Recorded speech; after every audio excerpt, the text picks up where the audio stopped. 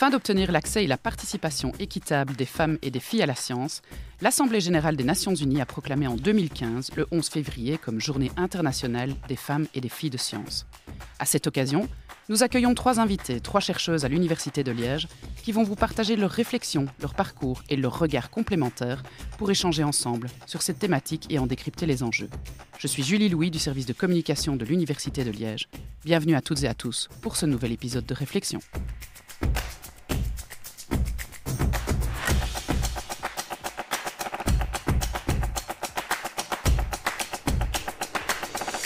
Pour cette 3e partie, nous allons aborder la question des femmes et de leur carrière scientifique. Et avec nous pour en parler, Anne-Sophie Duhé, vous êtes professeure de chimie et directrice du laboratoire Nanochem, Laura Becker, docteur en sociologie et chargée de projet à la Maison des sciences de l'homme, et Alexandra Titz, doctorante au sein du laboratoire de mécanique des matériaux biologiques et bio-inspirés. Mais avant d'aborder la question, je vous propose d'écouter l'intervention de Dominique Vaution, professeure et chercheuse à la faculté de médecine vétérinaire. Avec les années, je pense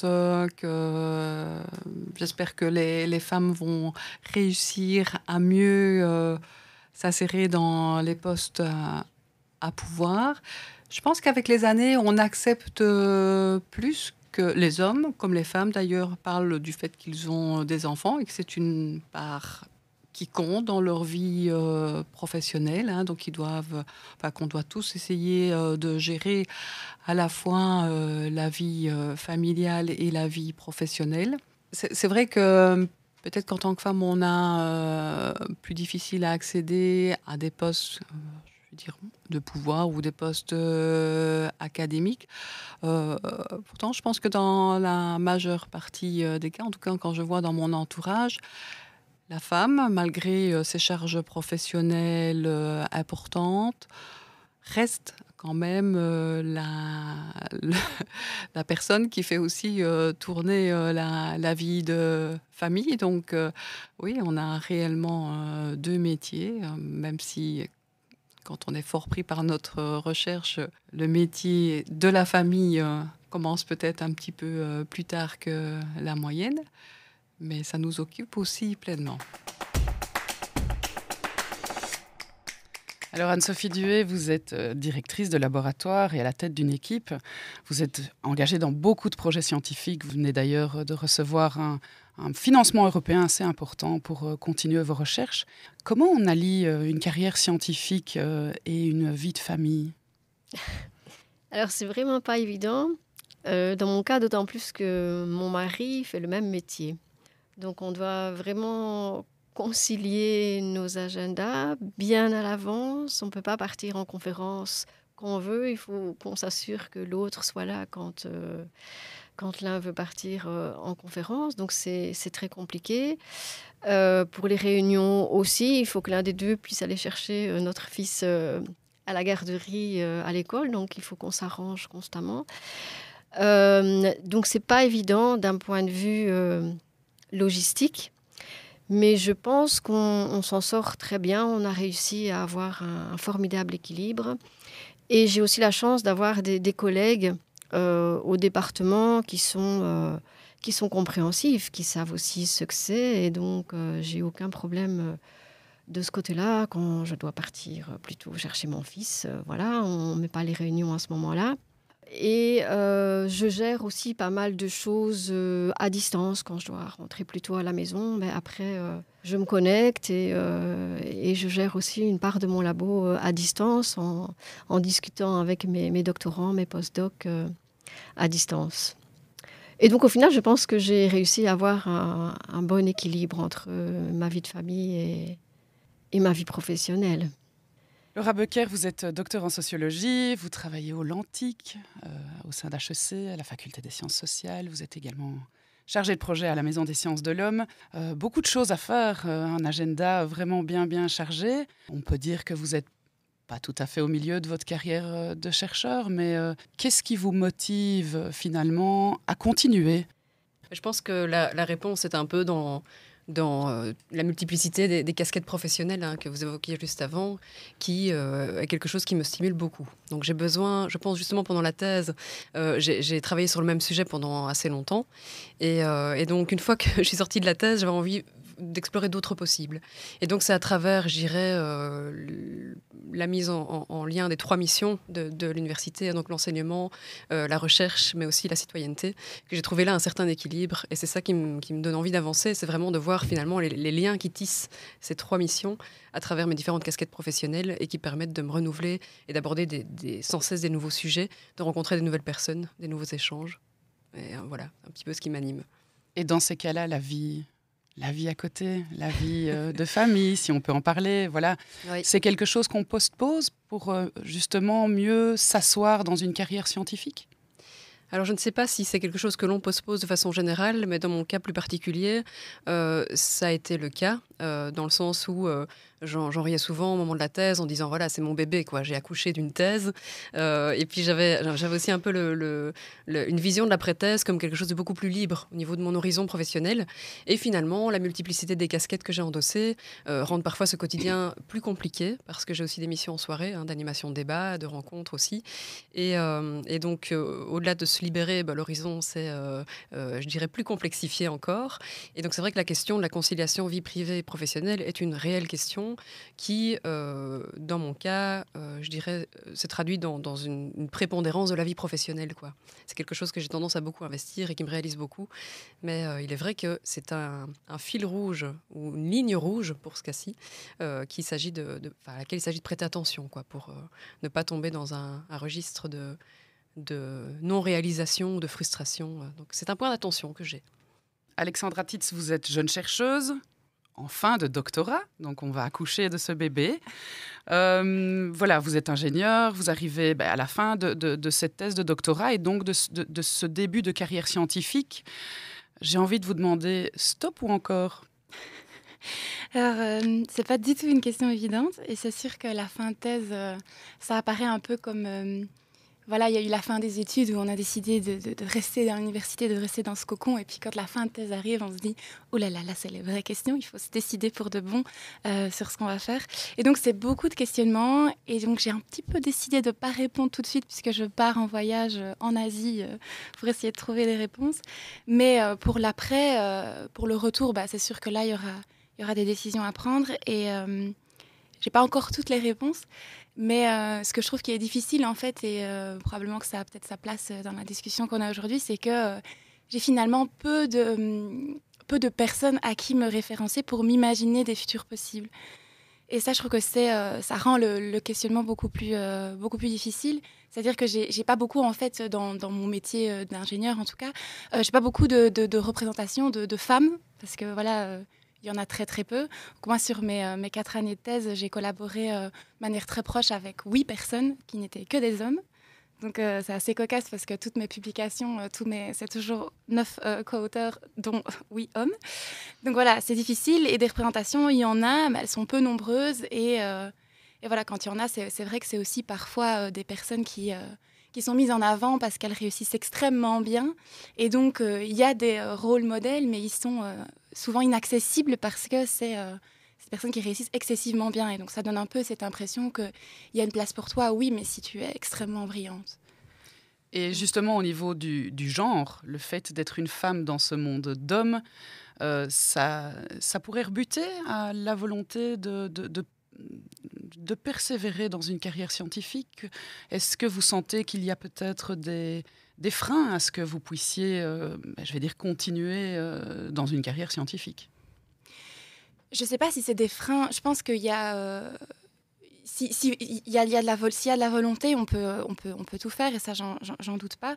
Mais je pense qu'inconsciemment, oui, le problème, par exemple, pour moi, c'est vraiment le problème principal, mais le problème de représentation.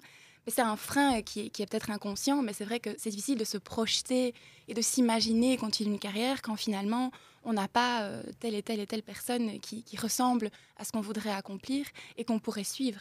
Et ça, je ne suis pas sûre que c'est conscient chez toutes les femmes dans les sciences, mais je pense que c'est présent, oui. Je pense que c'est inconsciemment, ça rend la persévérance peut-être un peu plus difficile.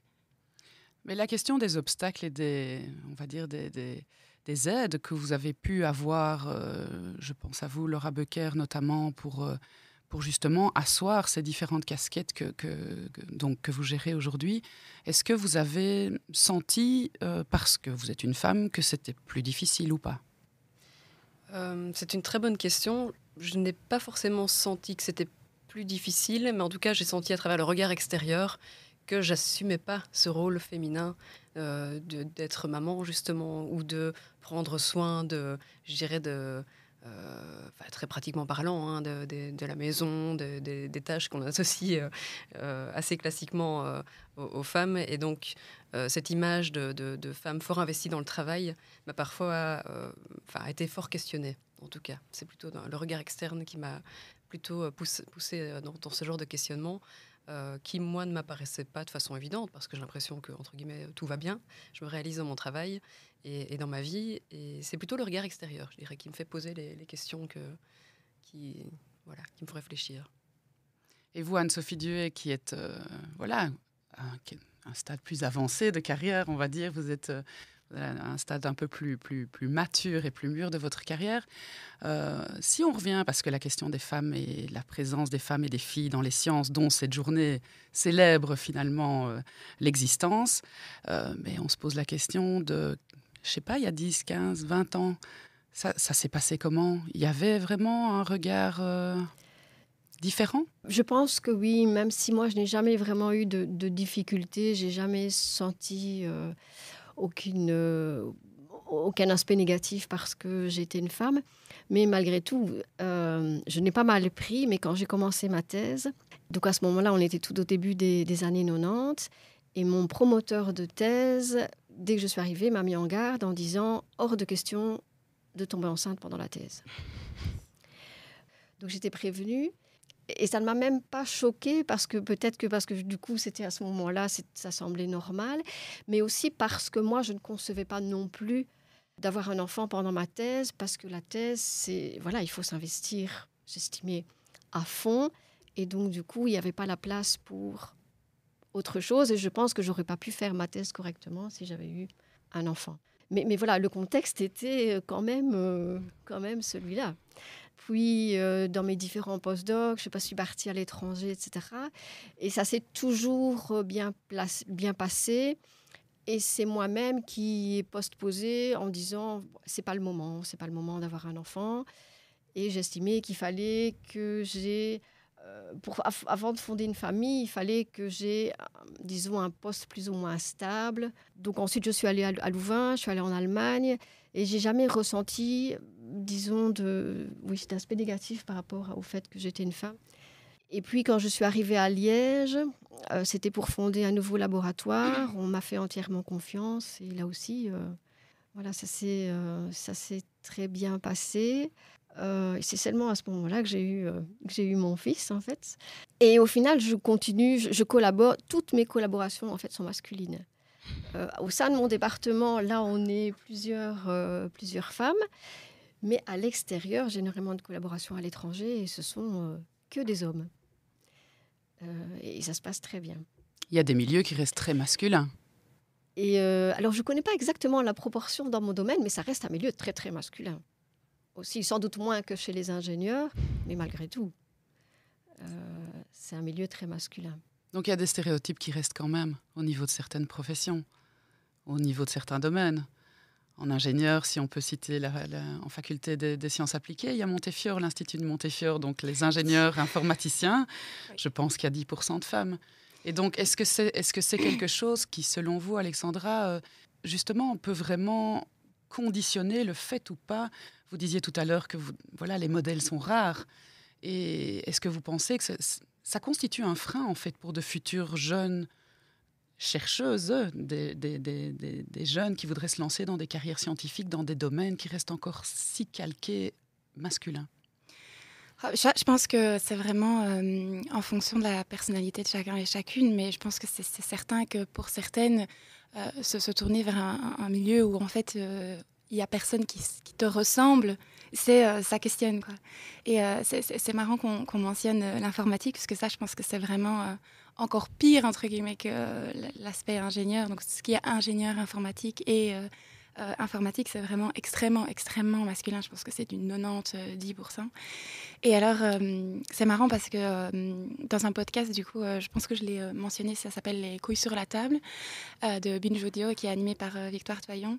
Il y a un épisode qui parle de ça, donc du monde du numérique de manière générale, qui est devenu, parce qu'en fait c'était pas du tout le cas, qui est devenu un milieu extrêmement masculin, alors que de base c'était un métier de femme. En fait, au tout début de l'informatique, les programmeuses étaient des femmes, parce que c'était considéré comme un métier propre, qui ne nécessitait pas de force physique. C'était de la programmation comme programmer un dîner. Et donc, c'était hyper féminin. Et puis, bon, il y a eu l'extension du numérique, et donc il y a eu de plus en plus d'hommes qui se sont en fait emparés du milieu, mais sans que le nombre de femmes diminue. Mais ça a tellement... il y a eu tellement d'hommes qui sont rentrés que c'est devenu très masculin. Et donc, c'est marrant de se dire... je trouve que c'est intéressant de se rendre compte que les stéréotypes seront tellement construits, parce qu'en fait, c'est devenu masculin, mais ça ne l'était pas du tout initialement. Et on pourrait très bien le voir comme un métier féminin, en fait, parce que, oui, de fait, c'est pas un métier où il faut porter, c'est pas un métier salissant, c'est pas un métier... à l'inverse, par exemple, du métier d'infirmière, qui est très, très féminin, parce qu'on a décidé d'y associer l'aspect soin et s'occuper d'autrui, alors qu'en fait, c'est salissant, c'est lourd, c'est difficile. Voilà. Je trouve ça très intéressant que les stéréotypes sont toujours un peu arrangés en fonction de qui on veut attirer dans quelle filière. Puis il y a la question aussi du statut, du fait d'accéder, comme le disait Dominique Vaution dans l'extrait qu'on a écouté, à des postes importants. Nous avons une rectrice depuis cette année, nous avons quelques chercheuses qui sont à la tête de facultés. Quel est votre point de vue, Laura, par rapport à, justement, est-ce que vous avez le sentiment qu'il y a certains postes qui restent vraiment inaccessibles pour des femmes ? Je pense qu'effectivement, le mouvement qui est dépeint ici de féminisation, on parlait de postes de pouvoir dans l'extrait qui a été évoqué, est effectivement extrêmement positif. Mais c'est vrai que ce rôle modèle qu'on évoque est extrêmement important. Donc je pense que ça, ce sont des choses qui sont des questions qui sont contemporaines, dont on voit qu'elles se développent. Donc je ne sais pas si un poste est inaccessible. En tout cas, la visibilisation de son occupation par des femmes est un signal positif, si je peux le dire comme ça. Donc effectivement, je pense qu'à l'heure actuelle, il n'y a plus trop de barrières à ce que des femmes accèdent, en tout cas à l'université, etc. Mais à l'inverse, parfois, je trouve que mettre des quotas de femmes dans des commissions pour avoir des projets, dans des jurys, etc., je trouve que ça, c'est vraiment contre-productif. Et alors, on en vient à finalement une dérive de ça parce que, du coup, en tant que femme, on est tout le temps sollicité pour faire partie, parce qu'il faut atteindre un certain quota. Et il y a parfois des situations qui, justement, sont vraiment à déplorer, où je reçois beaucoup de demandes pour aller dans des jurys français parce qu'eux ont besoin de... Je pense même que c'est 50% de femmes dans les jurys. C'est idiot parce que ça représente pas... 50% ne représente pas la proportion de femmes dans la communauté scientifique. Donc finalement, elles sont surreprésentées. Et je reçois des coups de téléphone et je dis, mais c'est pas du tout mon domaine, je suis pas compétente. Ah mais c'est pas grave, il nous faut une femme. Mais si, alors ça c'est grave. Oui, donc en fait, le fait de vouloir... Aller prendre une femme juste pour faire le quota, mais qu'elle n'est pas compétente, ça ne va pas du tout. On va à l'encontre du message, à l'encontre du message. Et c'est même pour nous, du coup, en tant que femme, injurieux. Et tu n'es pas compétente, mais on te prend quand même parce qu'il nous faut, des femmes. Et donc, du coup, on en vient parfois à ne plus savoir si on est prise dans un comité, dans une commission, un jury, pour nos compétences ou juste parce qu'on est une femme. Et ça, c'est pas très agréable. Vous l'avez toutes vécu, Laura aussi, Alexandra ? Oui, j'ai déjà vécu cet exemple-là aussi. Et c'est vrai que la question des quotas est une question extrêmement complexe parce qu'à la fois, elle signale, je dirais, une attention portée au genre, ce qui est essentiel. Donc ça, en ce sens-là, je pense qu'il faut tous qu'on ait des regards, enfin toutes et tous des regards attentifs par rapport à la présence de femmes au sein des espaces de circulation, des échanges. Mais en même temps, c'est vrai que cette question à la fois mettent en lumière quelque chose d'hyper important et de crucial, mais dans l'ombre, où on entraîne une série d'effets qu'on évoque, de sollicitations qui tombent à côté, ou parfois de femmes qui n'osent pas aussi. Donc il y a des personnes qui parfois s'auto-excluent pour justement ce sentiment d'incompétence qu'on évoque. Donc il y a une série et complexe de phénomènes qui entraînent la présence ou non-présence de femmes. Alors je pense ici au sein de jurys, au sein de dépôt d'une candidature pour un prix, par exemple. Enfin, voilà, une série d'éléments ici. Donc, et je voyais tout à l'heure vous hocher la tête aussi par rapport à ça. Oui, je trouve que c'est une question vraiment très, très compliquée. Et j'ai envie de rebondir sur au moins 10 points différents, mais c'est pas grave. Mais la question des quotas, oui, en effet, c'est complexe. Et j'ai envie de dire... ce serait bien de ne pas en avoir besoin, ce serait génial. Mais en attendant, pour le moment, moi, ça me semble une solution temporaire, non idéale, mais essentielle. Parce que tant qu'on n'a pas, cette représentation et cet équilibre, pour moi, c'est la meilleure solution pour faire en sorte qu'il y ait plus de représentation et qu'on atteigne cet équilibre-là. Maintenant, j'imagine que ce n'est pas du tout agréable, ce genre de situation. Et je pense que j'ai déjà vécu plein de fois, et mes collègues aussi, cette espèce de discrimination positive, même si je mets des gros guillemets, parce que je ne pense pas que ça existe réellement, mais c'est dans n'importe quel, en fait, je pense dans n'importe quel milieu où notre genre ou notre origine ou peu importe est en sous-nombre, on va toujours se poser la question, quand on est choisi, quand on est récompensé, est-ce que c'est pour mes compétences ou pour mon genre, mon origine, etc. etc. Mais ça, je pense que c'est valable autant dans des milieux probablement extrêmement féminins, parce que c'est inévitable de se poser la question quand on est en sous-nombre, parce que c'est une question légitime, en fait, parce que, voilà, j'ai aussi été sélectionnée pour un prix où on était 2 filles et 2 garçons, et je me suis posé la question, je me suis dit, est-ce qu'il y avait 3 autres garçons qui étaient mieux que moi, est-ce que j'ai été choisie parce qu'il fallait une deuxième fille ou pas? Et je ne sais pas si c'est bien ou c'est mal, mais je pense que c'est simplement la conséquence directe d'être en sous-nombre, et ça, c'est une charge quand on est en sous-nombre qui est inévitable. Alors j'avais juste envie de rebondir sur une deuxième chose, qui est, pas vraiment la question des quotas, mais qui est le fait de dire... y a toute une série d'actions qui peuvent être prises. Pour ce qui est des rôles modèles, je pense que souvent, ce qui ressort dans les enquêtes et dans les initiatives possibles, c'est de faire du mentorat, donc d'avoir des femmes qui coachent les autres femmes, etc. etc. Et donc l'année passée, j'ai organisé... dans une conférence annuelle, un apéro comme ça pour les femmes. Et c'est quelque chose qui est ressorti au top des sondages, c'était faire du mentorat. Et j'avais trouvé ça intéressant parce qu'une des femmes qui organisait avec moi l'apéro disait c'est super, mais le problème de ce genre d'initiative, c'est qu'en fait, il y a déjà très peu de femmes. Et comme vous dites, on va aller surcharger le peu de femmes qu'il y a déjà en leur disant, alors non seulement vous galérez pour des raisons diverses et variées, mais en plus, vous allez devoir coacher les femmes pour assurer et vous sortir vous-même de cette situation de sous-nombre en vous donnant encore plus, quoi. Et donc, je pense que c'est essentiel, le mentorat, mais je pense que c'est vrai qu'il faut faire attention de ne pas tomber dans la surcharge du peu de femmes qu'il y a, de trop demander aux mêmes personnes, quoi. Oui, la volonté de l'égalité peut créer des biais, en fait. Et Oui. se rendre compte que voilà, on se sent poussé, peut-être pas le syndrome de l'imposteur, mais bon, Celui-là, voilà, ne faut-il pas laisser le temps aux différentes professions de s'épanouir dans d'autres genres et que les ingénieures soient plus nombreuses avant de vouloir forcément imposer des quotas de façon générale dans tous les domaines? Alors, moi, les quotas, je suis pour et je pense que c'est important, mais ce que je pense qu'il faut éviter, et ça c'est valable pour beaucoup de problèmes sociétaux, je veux dire, c'est de pas toujours charger l'individu. Et je pense que oui, l'individu a beaucoup à faire, mais c'est le système qu'il faut changer, en fait. Et quand je pense au système, je pense surtout à l'éducation. Donc c'est essayer d'aller dans les écoles, d'avoir des discours qui sont beaucoup moins sexistes, de pousser beaucoup plus les... Alors bon, il ne faut pas dire à chaque fois reporter la faute à celui d'avant, on va dire oui, mais en secondaire c'est la faute du primaire, en primaire c'est la faute des maternelles, sinon on s'en sort pas. Mais je pense vraiment qu'en termes d'éducation, c'est là qu'il faut faire un maximum de choses, de faire de la publicité dans les écoles, d'avoir des visibilités des métiers des sciences et des femmes dans les sciences le plus tôt possible. Et voilà, éviter de surcharger l'individu comme on a tendance à toujours faire, quel que soit le problème d'ailleurs.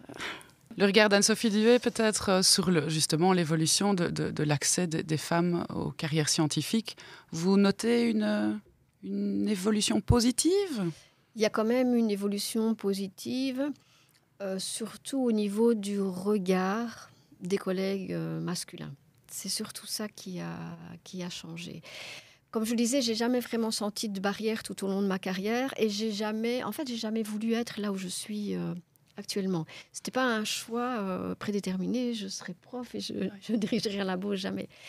Je voulais simplement continuer à faire ce que j'aimais faire.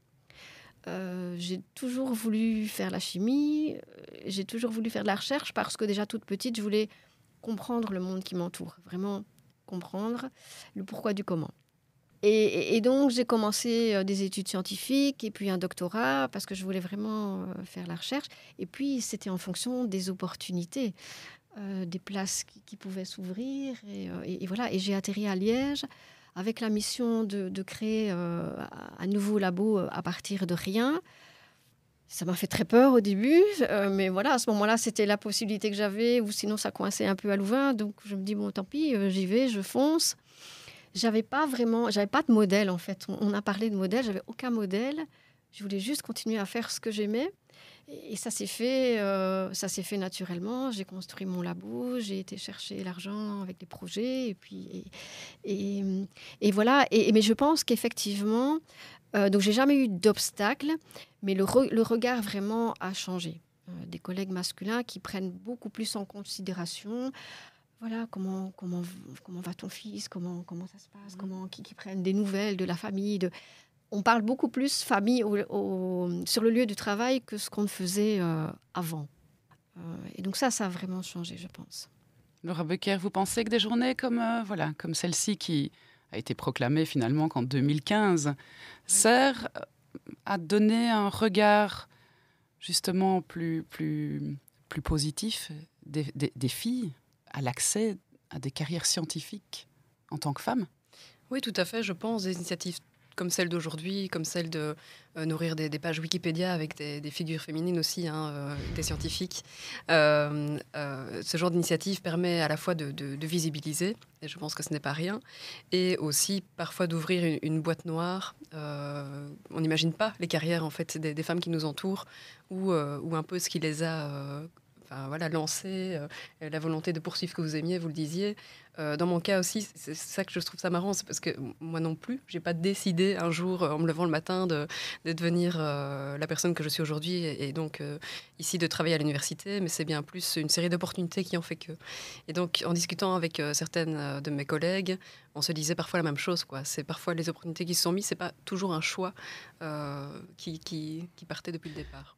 Je voulais aborder aussi avec vous, Alexandra, finalement, quelle est la place des femmes dans les sciences et qu'est-ce qu'elles apportent de plus? Donc, d'abord, la place des femmes, je dirais que dans un monde idéal, c'est la même que celle des hommes, ni plus ni moins. Et ce qu'elles apportent de différent, je trouve que c'est une question très intéressante à laquelle spontanément j'avais envie de répondre. Tout le monde apporte quelque chose de différent en fonction de sa personne et pas de son genre. Et ensuite, en y réfléchissant, et j'avais quelques exemples qui me sont venus, c'est qu'en fait, de par notre vécu, de par nos expériences humaines, en fait, indéniablement, les femmes apportent un point de vue différent à n'importe quel milieu, en fait. Et je trouve que dans les métiers du numérique, particulièrement, il y a des exemples super intéressants par rapport à ça, parce que donc, le numérique et l'informatique, en général, c'est un milieu dominé par les hommes, mais pas seulement les hommes blancs, probablement cisgenres et de milieux socio-professionnalisés. Et donc, ce micro-groupe de la population ne peut pas développer des technologies qui vont être adaptées à toutes et tous. Avec toute la bonne volonté du monde, c'est impossible. Et il y a quelques exemples intéressants à citer, je pense, dans l'intelligence artificielle. Où, au tout début de Siri, par exemple, Siri était tout à fait capable de répondre à la question où trouver du Viagra ou où trouver une prostituée. Mais si on disait à Siri je me suis fait violer, qu'est-ce que je dois faire? Siri ne comprenait pas la question. Alors les premiers GPS, c'est un autre exemple intéressant, comprenaient très mal les voix des femmes. Parce qu'en fait, les algorithmes d'intelligence artificielle doivent être entraînés sur des échantillons. Et comme c'était des échantillons d'hommes, les voix des femmes étaient mal comprises. Alors, non seulement c'était désagréable et pour les femmes, mais en plus, ça entretenait ce stéréotype que les femmes ne savent pas communiquer avec la technologie, etc. etc. Et donc, je trouve que c'est quand même un point aussi intéressant à soulever, c'est que c'est indispensable, en fait, la diversité dans n'importe quel milieu, parce que de toute façon, elle est favorable. Ça, c'est des études de l'Union européenne qui l'ont démontré, que la mixité au travail était tout à fait bénéfique. Mais dans n'importe quel milieu, la diversité est bénéfique puisqu'elle permet de couvrir un plus grand spectre des expériences humaines et en fait, ça, ce sera toujours positif, quoi. Eh bien, merci à toutes d'avoir partagé votre point de vue avec nous. Merci beaucoup.